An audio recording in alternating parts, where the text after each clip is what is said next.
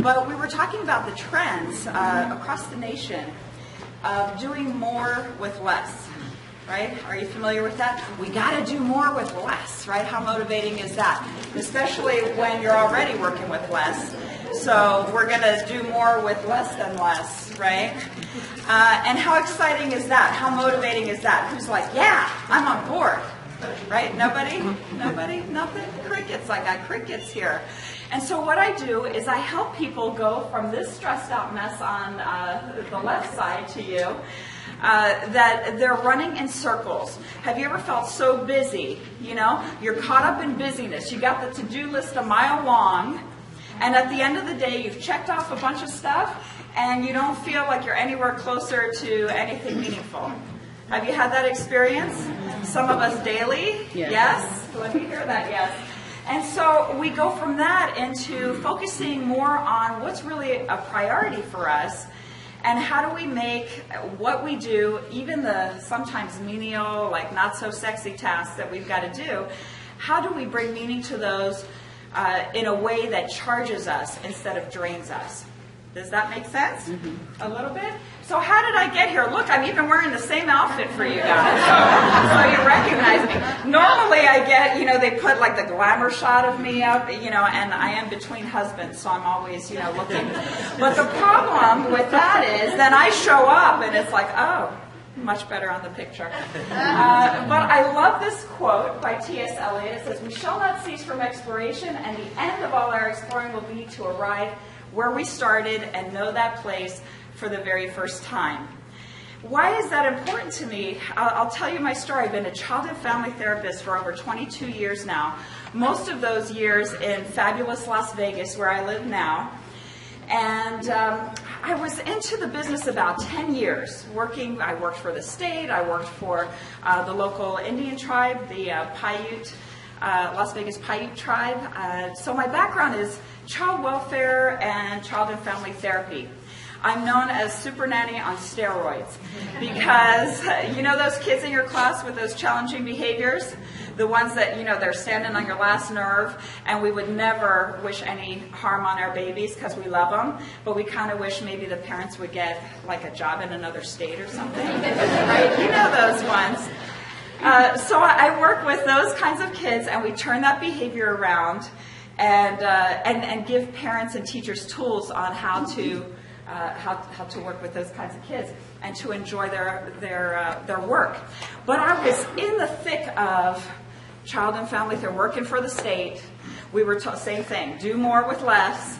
I was burned out. I was overwhelmed. I was giving at least an extra 8 hours of my personal life and time to the job without extra pay, without being able to flex out, right? Because you're committed. And let me tell you, anybody who does this kind of work, we don't do it for the pay. We know we're not going to get crazy rich, right? But we do it because we want to give something back. And I was completely depleted. I said, forget it. I'm stick a fork in me, I'm done, right?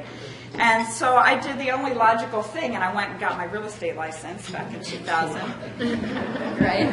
It doesn't, right? Doesn't that sound good? Drive a caddy, woo, right? They always have the good hairdos, the nice purse, right? Good shoes. And I did that. I was actually pretty successful at it. I really loved doing the commercial side of real estate, but something was missing. I didn't feel like I was making a difference, right? And that's not to down commercial real estate or commercial realtors. It's all necessary. But for me, I thought, I want to contribute at a deeper level. And what I missed was truly connecting with folks and really feeling like I'm making a difference, a positive difference in their lives. And my guess is that that's what you guys are about too, because you wouldn't be here otherwise. Am I right? Yes. Right.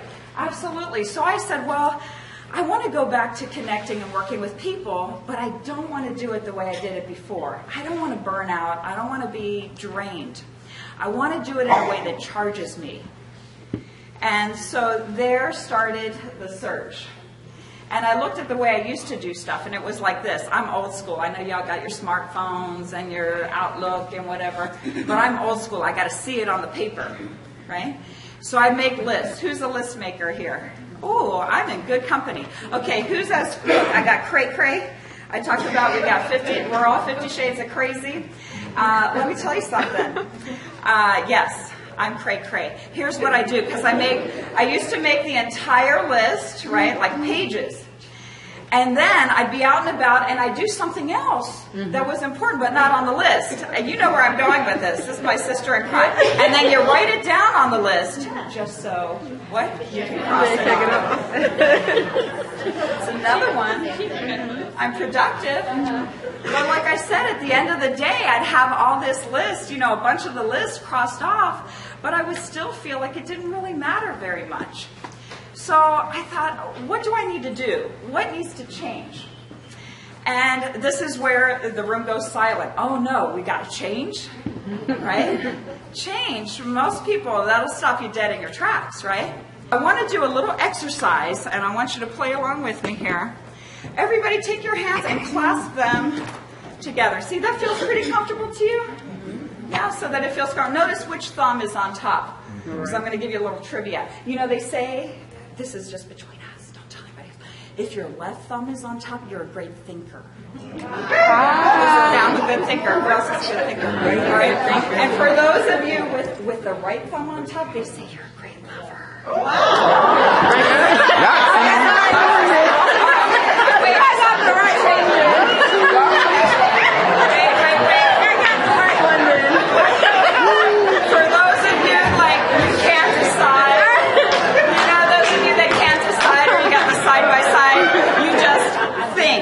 You're a great lover. Okay. So back to the exercise, the serious part. Okay. Go back to where it's comfortable, whether you're a thinker or a lover or you just think you are, whatever. Okay. And then unclasp and switch just one notch up. And then reclasp your hand so that the other thumb. How's that feeling? Awful. Oh, wow, awful. Oh, awkward. It feels awkward. It feels weird. It feels creepy. You want to just go right back to this, don't you? Right? Because this is so much more comfortable. And this is why we fail to change. This is why, I don't know how many bajillion people every year set resolutions, right? New Year's coming up. Got your New Year's resolution? 90% by February, it's out the window. Right? Why? Because you decide you're going to make all this crazy change and you go overboard. Most people do. And it seems overwhelming, and it's like this. It's that uncomfortable thing. So we want to go back to what's comfortable. We're like, it's, you know, being skinny is overrated. Having a lot of money is overrated. Whatever. I'll just keep doing what I'm doing. So that's why we don't change, because we want to go back to what's comfortable. We don't want to feel discomfort. The promise is this: if you go from what's comfortable to what's uncomfortable, and you sit here with your hands like this for 5 minutes, it will be just as comfortable as the other way. The thing is, we have to motor on through that discomfort, and in order to do that, we have to change our mindset and how we look at it. How did I change this? I was like, I want to get back to connecting with people. I want to be charged instead of drained. I had to change my mindset, just like I explained to you a minute ago, how we change what we think of when we think of the discomfort that comes with looking at things differently. But I had to change my mindset. I had to change how I see things, right? So instead of discomfort being, it was like, yay, right? And it takes a little bit to build that muscle of saying yay when things are not so comfortable. And then I had to change the way that I did things, like that crazy to-do list, right? And the way I changed that was to focus on priorities instead of tasks. And a lot of us, we don't even know what our priorities are because we're bombarded, aren't we? By social media, by the news, by commercial. Oh, you should carry this purse. Oh, you should drive this car. Oh, you should have this kind of relationship. You should have this many kids, right? And if we're not getting it from that, we're getting from our spouses, our partners, our kids, right? Our friends. And so before you know it, we're chasing not even our own dream. We're chasing what everybody else, right? Keeping up with the Joneses. Do people still even use that term? Mm-hmm. But we end up doing that. And in the midst, we get lost. And then we make those crazy to-do lists, and then we wonder why we don't feel like we're getting anywhere. Why this works is because our brain is wired in such a way that whatever we visualize, it takes it as a memory. It doesn't know the difference. As long as our physiology matches, right, how we're breathing, how we're holding ourselves, right, what we're thinking to ourselves, what we're saying, right, that little inner dialogue that happens in your head. If we can change that up and visualize, like make it up, it becomes real to us, just like a real memory. Why? Because our brain takes in over 1 million bits per second of information. Every second, over 1 million things. You're totally unconscious of it. 95% of our brain is unconscious. That's what's keeping you breathing right now. So now open your eyes, and we're going to do it for real. So take your little pointer, bring it up, swing it around. Oh my goodness. Oh shoot. Who was able, I'm hearing by the reaction of the laughter. Did that blow your mind just now? Okay, some crazy little experiment like that, right? So imagine, and how long did that take us? We didn't take half an hour with that. We took like just a couple of minutes, right? So feel free to take a seat again. So it was just a couple of minutes. And how profound was that?